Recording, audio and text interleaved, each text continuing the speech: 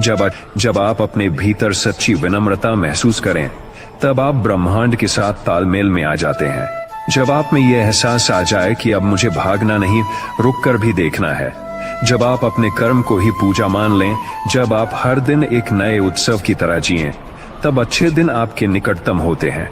जब अचानक से कोई पुरानी चोट याद आकर आपको आशीर्वाद देना सिखा जाए, जब शत्रु भी मित्रवत दृष्टि से दिखने लगे, जब आपको हर कठिनाई में एक वरदान दिखे, तब जानिए ईश्वर ने आपकी परीक्षा पूरी कर ली है। जब भीतर से यह दृढ़ निश्चय जागे कि अब मुझे किसी की स्वीकृति नहीं चाहिए, मैं स्वयं को स्वीकारता हूं, तब जीवन का सबसे बड़ा परिवर्तन घटता है। जब आप आशीर्वादों को गिनने लगें, जब आप दुख में भी मुस्कुराना सीख लें, जब आपको लगे कि आपके भीतर से प्रेम बह रहा है, तब आप ईश्वर के निकटतम होते हैं। जब अचानक से आपके जीवन में ऐसी घटनाएं घटें जिनका कोई तार्किक उत्तर न हो, जब संयोगों की बौछार होने लगे, जब हर दिन किसी नई ऊर्जा के साथ शुरू हो, तब समझो अच्छे दिन आ गए हैं। और अंततः जब आप ये जान लें कि अच्छे बुरे दिन तो जीवन का हिस्सा है, पर मैं उनसे परे हूं, तब आप उस दिव्य स्थिति में पहुंच जाते हैं जहां सच्चा आनंद है। और यही है सबसे बड़ा संकेत कि ईश्वर ने आपको अपना आशीर्वाद दे दिया है। एक दिन अचानक आप पाएंगे कि जो बातें कल तक आपको सताती थीं, वे आज आपको उतना परेशान नहीं कर रही। आप ये महसूस करेंगे कि मन बार बार भीतर लौटना चाहता है, भीड़ में उलझने की बजाय अकेले बैठकर आत्मचिंतन करना चाहता है। पुराने रिश्ते टूट जाएंगे, बिना लड़ाई के लोग दूर होते जाएंगे। शुरू में आपको लगेगा कि यह दुख है, और भीतर कहीं न कहीं इतिहास तो बच्चे सीखते हैं, लेकिन जब जीवन उन्हें असफलता देता है, तब कोई किताब नहीं होती जो उन्हें यह सिखाए कि अब क्या करें। वेदांत के जीवन को मॉडल बनाकर कक्षा 6 से 12 तक के छात्रों के लिए एक पाठ्यक्रम तैयार किया गया, जिसका नाम था जीवन संकेत। इस विषय में बच्चों को सिखाया जाता था कि जब जीवन ठहर जाए तो उसे सजा नहीं समझना चाहिए, बल्कि रुककर देखने का संकेत मानना चाहिए। किताब में एक अध्याय था, अचानक सब बिखर जाए तो समझो ईश्वर कोई नई दिशा भेज रहे हैं। एक अध्याय था, असफलता का दिन तैयारी का मंच है। और एक सबसे गहरा अध्याय, मौन की भाषा समझना सीखो। इन अध्यायों में बच्चों को यह सिखाया गया कि दुख केवल आघात नहीं, आत्मा का स्पंदन भी हो सकता है। हजारों स्कूलों में बच्चों ने जब ये कहानियां पढ़ी तो वे अपनी समस्याओं से डरना छोड़ने लगे। वे अब अपने आंसुओं को कमजोरी नहीं, संकेत मानने लगे। एक छात्रा ने लिखा, जब मैं 10वीं में फेल हुई तो सोचा जीवन खत्म है, लेकिन वेदांत की किताब पढ़कर जाना कि यह अंत नहीं, यह उस अंत का छोर है जहां से शुरुआत होती है। स्कूलों में सुबह की प्रार्थना में वेदांत की वह पंक्ति शामिल कर ली गई, जब ईश्वर खामोश हो जाए तो जान लो वह बोलने के बजाय लिखने लगे हैं, संकेतों में। और इस तरह भारत की शिक्षा प्रणाली में पहली बार ऐसा विषय जुड़ा था, न अंकों से लेकिन जीवन के हर परीक्षा में पास कराने की योग्यता रखता था। वेदांत अब एक संत नहीं, एक शिक्षा बन चुका था, और शायद यही वह संकेत था जो वेदांत ने अपने जीवन से दुनिया को दिया था। वेदांत केंद्र कोई साधारण आश्रम नहीं था, वह एक संवेदना की प्रयोगशाला थी, जहां टूटे हुए लोग आकर खुद को नया आकार देते थे। लेकिन फिर भी वेदांत को अभी सब कुछ नहीं मिला था, क्योंकि भगवान उसकी आत्मा को परख रहे थे। एक दिन उसके गांव में एक बड़ा अफसर आया, जो कभी स्कूल में वेदांत का साथी रह चुका था। उसने वेदांत के पढ़ाने के ढंग को देखकर पूछा, तू कहीं स्कूल क्यों नहीं खोलता? वेदांत ने कहा, मेरे पास जगह और पैसे नहीं है। उस व्यक्ति ने कहा, मैं देता हूं, तू बस काम कर। और वहीं से शुरुआत हुई वेदांत की सच्ची यात्रा की। स्कूल बना, बच्चे बढ़े, नाम हुआ, सम्मान मिला, पर सबसे बड़ी बात, वेदांत के चेहरे पर जो संतोष था, वो अब जीवन की कठिनतम रातों के बाद की सुबह का प्रतीक बन चुका था। आज वेदांत गांव का सबसे प्रिय व्यक्ति है, न केवल एक शिक्षक बल्कि प्रेरणा का स्रोत। जब लोग उससे पूछते हैं, तू इतना शांत और संतुलित कैसे रहता है, तो वह केवल एक बात कहता है, क्योंकि मैं जानता हूं कि जो कुछ मैंने खोया वो दरअसल मेरी आत्मा को नया आकार देने की प्रक्रिया थी। जो भी टूटा वह मेरे अच्छे दिन के रास्ते में दीवार था। वह लोगों को बताता है कि ईश्वर जब किसी को ऊपर उठाना चाहते हैं तो पहले उन्हें भीतर से खाली करते हैं, ताकि नया कुछ उसमें डाला जा सके। वह आज भी साधारण कपड़े पहनता है, मिट्टी की गंध को प्रेम करता है, और हर सुबह बच्चों के साथ बैठकर उन्हें वही सिखाता है जो उसने जीवन से सीखा, जब सब कुछ छूटने लगे, जब कोई साथ न हो, जब केवल अंधेरा दिखे, तो समझ लेना अच्छे दिन बहुत करीब हैं, क्योंकि ईश्वर संकेतों में बोलते हैं और संकेत हमेशा पहले आते हैं, आशीर्वाद बाद में। एक शाम जब वेदांत अपने स्कूल की साफ सफाई के बाद अकेले बैठा हुआ था, तभी एक चिट्ठी आई, सरकारी जमीन पर बने स्कूल को खाली करने का आदेश। यह वही जमीन थी जो उस अफसर मित्र ने उसे दी थी, पर कागजी कार्रवाई अधूरी थी।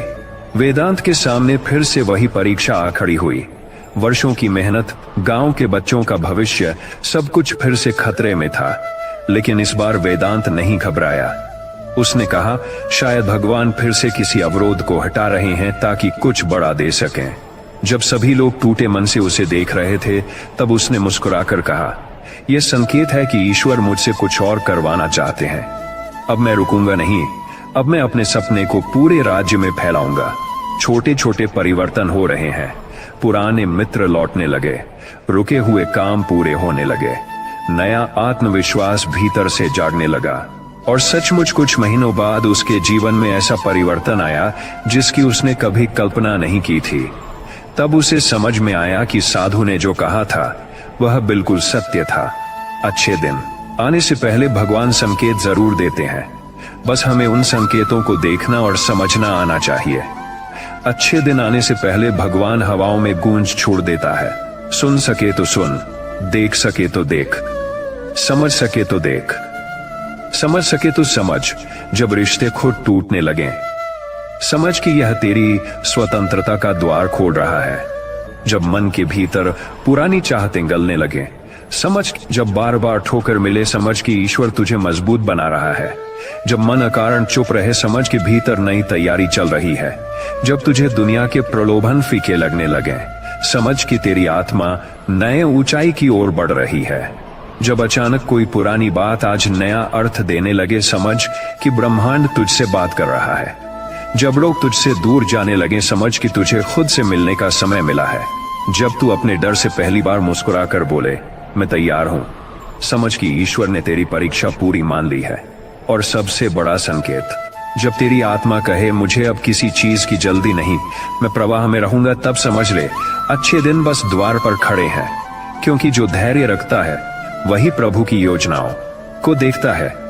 ये खेल ईश्वर का है, जो इंतजार कर सकता है वही विजेता होता है। जब अच्छे दिन आने से पहले भगवान संकेत देता है, वह संकेत किसी शब्द में नहीं बंधा होता, वह एक ऊर्जा होती है जो धीरे धीरे आपकी आत्मा में बहती है।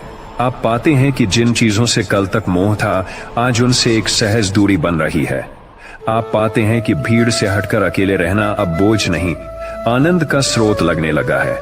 अचानक ध्यान में मन डूबने लगता है। प्रकृति के दृश्य भीतर गूंज उठते हैं। एक पत्ता गिरता है तो भीतर कोई भाव तरंग उठती है, कोई पक्षी गाता है, तो ऐसा लगता है जैसे ब्रह्मांड आपको संदेश। अगर आज नुकसान हुआ है तो कल मुनाफा भी होगा, अगर आज छल हुआ है तो कल हिसाब भी होगा।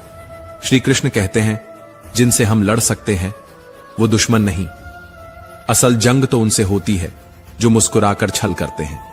जिंदगी में प्यार और भरोसा कभी मत तोड़ो, क्योंकि टूटा हुआ भरोसा कभी वैसा बनता नहीं और टूटा हुआ प्यार कभी वैसा मिलता नहीं। जो लोग दूसरों की फिक्र में अपनी नींदें गंवाते हैं, अक्सर उन्हीं की फिक्र करने वाला कोई नहीं होता। जिसने सच्चे रिश्ते को जिया हो वो ही दर्द में रोता है। मतलब का रिश्ता रखने वालों की आंखों में ना शर्म होती है ना पानी। आजकल लोग समझते कम, समझाते ज्यादा हैं। इसीलिए तो रिश्ते सुलझते कम, उलझते ज्यादा हैं। जब तक तुम दूसरों की गलतियां ढूंढते रहोगे, तब तक अपने जीवन की दिशा नहीं बदल सकती, क्योंकि जो खुद को सुधार नहीं सकता वो किसी का भला नहीं कर सकता। अपने खिलाफ बातें खामोशी से सुनना सीखो, क्योंकि जवाब देने से बेहतर है वक़्त को बोलने देना। वो जब बोलता है तो सब चुप हो जाते हैं। सब्र और सहनशीलता कमजोरी नहीं होती, ये वो अदृश्य शक्ति है जो बर्बाद नहीं करती बल्कि बना देती है, जो हर किसी में नहीं होती। वही चीज सबसे कीमती होती है। और इस भीड़ में अगर तुम्हें तबीयत पूछने वाला इंसान मिल जाए तो समझो तुम्हें रत्न मिल गया। वसीयत और हैसियत पूछने वाले तो गली गली मिल जाएंगे, पर हाल दिल जानने वाला कोई एक ही होता है। अफवाहें हवा की तरह होती हैं। दरवाजा बंद करो या खिड़की, वो फिर भी घर में घुस ही, लेकिन मकसद बड़ा होता है। कभी किसी के आगे झुको मत, इस उम्मीद में कि वो तुम्हें अपनाएगा, क्योंकि मोहब्बत और इज्जत भीख में नहीं मिलती, स्वाभिमान में पलती है। अगर किसी को तुम्हारा होना भारी लगने लगे तो उसे जाने दो, क्योंकि बोझ बन जाने से बेहतर है याद बन जाना। मजबूत बनो, लेकिन अकड़ में नहीं। दयालु बनो, पर कमजोर मत बनो। विनम्र बनो, पर डरपोक नहीं। गर्व करो, पर अभिमान मत पालो। हर किसी के लिए खुली किताब मत बनो, क्योंकि ये टाइम पास का दौर है। लोग पढ़कर तुम्हें वहीं छोड़ देंगे जहां से उन्होंने शुरू किया था। लाखों की गाड़ी एक छोटी सी चाबी से चलती है। करोड़ों का घर एक ताले और एक चाबी के भरोसे है। ठीक वैसे ही व्यक्तित्व की पूरी इमारत तुम्हारे स्वभाव और सोच पर टिकी होती है। श्री कृष्ण कहते हैं, कभी सोचा है भीष्म पितामह, जो गंगा के पुत्र थे, जिनका जन्म ही वरदानों में हुआ था, वो भी अपने कर्मों का फल भुगतने से नहीं बच पाए। तो हम और तुम किस भ्रम में हैं कि गंगा में डुबकी लगाने से पाप धुल जाएंगे? पाप कर्म से धुलते हैं, पानी से नहीं। और पुण्य विचारों से उगते हैं, दिखावे से नहीं। प्रार्थना करो, लेकिन सिर्फ बोलने के लिए नहीं। प्रार्थना में तुम भगवान से बात करते हो, और ध्यान में भगवान तुमसे। लेकिन हम उलझे हैं बड़े मोबाइल स्क्रीन में, छोटे मन के साथ। दिखावे की जिंदगी जीते हुए आकाश से ऊंचे सपने पाल लिए हैं, पर आत्मा कर्ज में डूबी हुई है। क्या वाकई हम जिंदा हैं, या बस सांस ले रहे हैं? और अब सवाल सिर्फ ये नहीं कि खुश कैसे रहें, बल्कि ये है कि कब तक यूं ही जीते रहेंगे बिना खुद से मिले? कब तक दूसरों से उम्मीद करेंगे, जबकि खुद से ही नहीं पूछते, तू सच में खुश है? और ये सवाल अधूरा है, जवाब भी रखो, पर भरोसा सिर्फ खुद पर। क्योंकि दुनिया की भीड़ में जिस दिन तुम खुद से आंख मिलाना सीख गए, उसी दिन तुम अजेय बन जाओगे। लोग कहते हैं दुनिया मतलबी है, पर कोई ये नहीं कहता मैं भी मतलबी हूं। हम उंगलियां उठाते हैं बिना ये सोचे कि हर उंगली के साथ 3 और उंगलियां हमारी ही तरफ लौटती हैं। दोष देना आसान है, पर स्वीकार करना कठिन, और वहीं से शुरुआत होती है बदलाव की। एक इंसान ने भगवान से पूछा, तेरे प्यार में और हमारे प्यार में क्या फर्क है? इससे पहले कि हम इस विषय को गहराई से समझें, आपसे अनुरोध है कि इस वीडियो को अंत तक देखें। ये चाहे आसान की हो, ना कि उसे जो अपने भाग्य पर इतराता फिरता है। इस दुनिया में सब कुछ तर्क से नहीं होता।